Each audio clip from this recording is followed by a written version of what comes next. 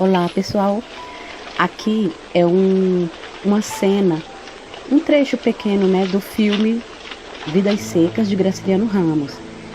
Nessa cena vai mostrar o momento em que Fabiano precisa, né, matar a cachorrinha, a cadela da família, porque ela está doente. Então ele teme pelos seus filhos, com medo dos filhos adoecerem. Então, depois dessa cena, segue-se normalmente a continuação do nosso primeiro vídeo. Fica quieta aí! Deita! Vem cá!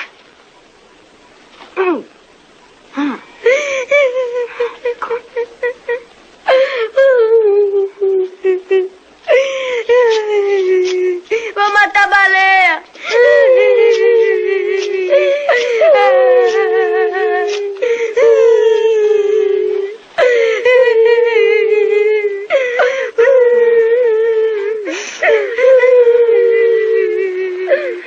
Vou matar a baleia! Baleia! Que esculhungado! Fica aí! Nojento! Babão! Tá doente! Não serve pra nada! Que é co. Baleia.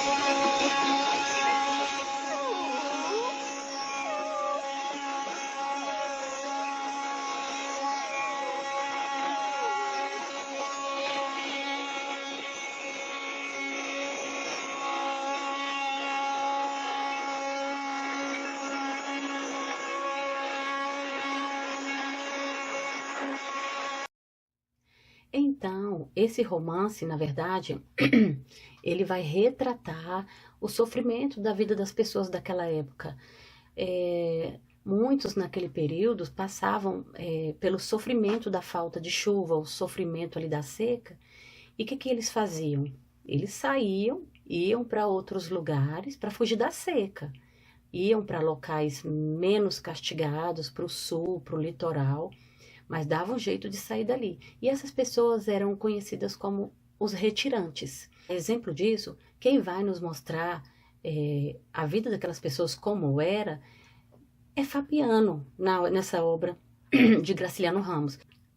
Fabiano, com sua família, é que vai mostrar como era esse sofrimento causado pela falta de chuva e também pelo descaso do governo, que não investia nesses lugares, que deixava as pessoas, as famílias, ao Deus dará, não se importava. Tá, e Fabiano, né, ele também um retirante, acaba se tornando também um retirante.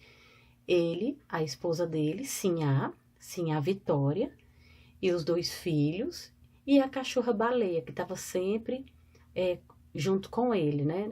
Parecia gente. A cachorra era vista como um ser humano. E mesmo com toda essa pobreza, mesmo com toda a dificuldade, Fabiano, ele é um homem útil no meio rural. Lá no meio rural, ele era vaqueiro, né? E ele conhece bem as técnicas da sua profissão. Então, aquilo que ele faz, ele fazia bem, conhecia bem as técnicas do seu serviço, do seu trabalho. Só que, quando chegava, tipo, numa cidade, num lugar bem urbanizado, ele ficava meio que um peixe fora d'água. Ele se sentia inferior às outras pessoas. Ele não conseguia estar à vontade naquele lugar. A exemplo disso, nós temos no capítulo da festa, né? Eles foram a uma festa de Natal, ele, a esposa, os filhos e a baleia, a cadela, eles foram a essa festa e ele chegou até a comprar lá uns panos brancos para a esposa fazer roupas para eles saírem, e ela foi e fez as roupas, e eles foram lá todos bem vestidos, achando que estavam abafando. Então, a esposa fez as roupas e os meninos também, os filhos, estavam de calça, paletó. Ele também estava, né, de gravata, calça, então, todos bem vestidos. E a Sinhá estava com um vestidão e salto alto. Imagina ela de salto alto. Toda hora ela tropicava lá, saía caindo lá, tropeçando, porque não tinha hábito de andar assim. Uma pessoa que não tem hábito de ficar andando bem vestido, com essas roupas e tudo, é um sacrifício. Sem contar que eles andaram, ó, a pé, e muito, até chegar nessa festa.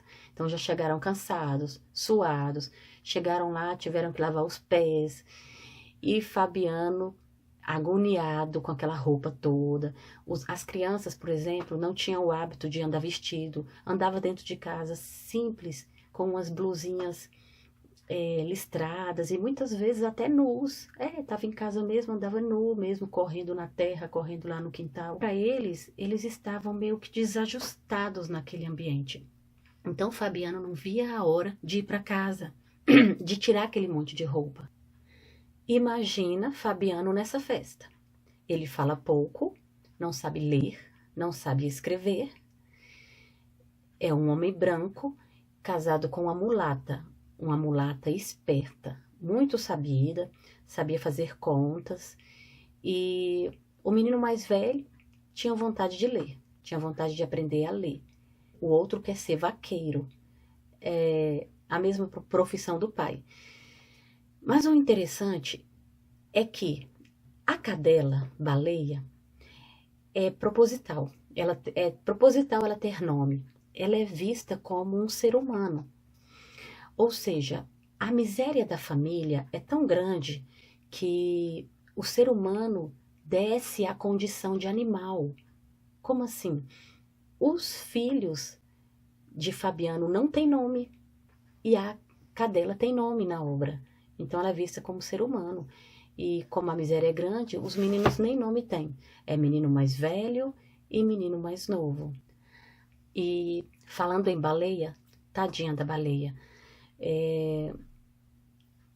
teve um momento que ela estava doente e Fabiano acreditava que ela estava com hidrofobia. Para proteger os filhos, ele decidiu matar a cachorra, sacrificar a cachorra, simplesmente para proteger os filhos. E ele sofreu com isso, porque ele ficou um bom tempo remoendo isso, tal, mas ele acredita ter feito a coisa certa para salvar a família. E num momento de alucinação, a cadela, ela começa a ter alucinações e imagina estar num lugar cheio de preás. Nesse momento, né, ela imaginou estar num lugar cheio de preás e que iria saboreá-los. Ou seja, isso fica claro que a família toda passava fome, né? Não só a cadela, mas toda a família passava fome. Isso mostra, fica nítido, a própria cadela tendo alucinações de que estava num lugar maravilhoso, cheio de preás. Agora, falando de Fabiano, concernente ao seu patrão, o patrão de Fabiano roubava-o, passava para trás. Toda vez que Fabiano ia lá receber o seu pagamento, ele olhava para o dinheiro e tal e percebia que estava pouco. Então, ele chegava em casa, pedia para sua esposa, assim, a Vitória, fazer as contas. Ela fazia as contas e as contas não batiam. E sim, a Vitória falava que estava errado, que ele não recebeu corretamente, que estava faltando dinheiro. Fabiano sempre voltava lá no seu patrão, só mesmo para questionar sobre o valor que ele havia recebido. O seu patrão vinha com aquela desculpa, não, é os juros, por causa dos juros, isso, aquilo, e descontou isso, descontou aquilo. Aí por isso que o salário ficou baixo, tá? Fabiano, mesmo revoltado, mesmo chateado, mesmo remoendo e passando raiva, ele aceitava, baixava a cabeça e falava, assim, que deve ter feito a conta errada, né? O senhor está falando, né? O senhor deve saber, porque o senhor é mais estudado, o senhor é estudado, o senhor sabe e tal. Isso mostra que ele não tinha condições nem capacidade de rebater. E muitas vezes ele ficava mesmo chateado e revoltado, ele falava bem assim, eu não vou brigar e nem vou ficar questionando uma pessoa que é superior a mim. Uma pessoa que está num nível muito acima do meu. Ele é um homem estudado, eu não vou rebater. Mesmo revoltado, ele falava desse jeito. É triste, mas fica nítido a escassez intelectual dos personagens. Pessoas sem, sem condição de criar opinião crítica, de lutar por seus direitos. São pessoas assim, é como se não tivesse identidade. São pessoas que acabam se tornando extremamente submissas, sem condição alguma de lutar, de brigar por seus direitos. Fabiano, por exemplo, ele até apanhar e ser preso injustamente ele foi. Diante de tamanho sofrimento, de tanto sofrimento, tem um momento que Fabiano pensa, eu sou um homem ou eu sou um bicho? Ele fica se questionando se ele é um homem ou se ele é um bicho. Até que ele chega a uma conclusão. Já sei, não sou homem e nem sou bicho. Eu sou um cabra. O que é um cabra? Um cabra é a mistura de um homem, de um ser humano e de um bicho, de um animal. Então, ele se considera um cabra. Essa mistura de homem e animal. E, diante de tudo isso, ele acaba tendo uma ideia de sair daquele lugar. Por quê? Porque ele pensa nos seus filhos. Ele tem medo dos filhos sofrerem assim como ele sofre. Tipo um ciclo, sabe? Aquele ciclo que vai passando de geração a geração. Ele tem medo que isso aconteça também com os filhos dele. E ele não quer isso para os filhos, ele quer o melhor para os filhos. Daí ele decide fugir da seca, fugir daquele lugar antes que venha outra seca. E quando está chegando a outra seca, ele, ó, arruma a família.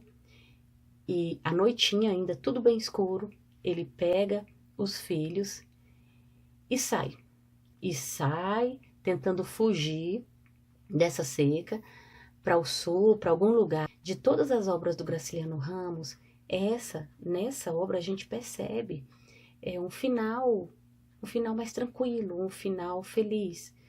Porque nesse último capítulo, que se chama A Fuga, percebemos um tom de esperança. Há esperança para os personagens. Pega a sua esposa, pega os seus filhos, já não tem mais a baleia, a cadela, porque ele já havia matado a cachorrinha por conta da doença. Vai só ele e a família. E a impressão que dá é que ele deve ter ficado girando um bom tempo ali, mas fica claro nas últimas palavras do último capítulo de que há uma esperança, de que ele está saindo daquele lugar de sofrimento porque ele quer o melhor para os filhos. Então é isso, eu espero que vocês tenham gostado. A próxima obra que eu vou estar falando vai ser a obra do Epicuro, Carta a Meneceu, que é uma obra do Paz para o primeiro ano. Essa que eu narrei hoje é uma obra, vai ser cobrado na obra do Paz para o terceiro ano. E também, não pense que essas coisas caem só no Paz, não, cai no Enem também. É isso, até a próxima. Abraço!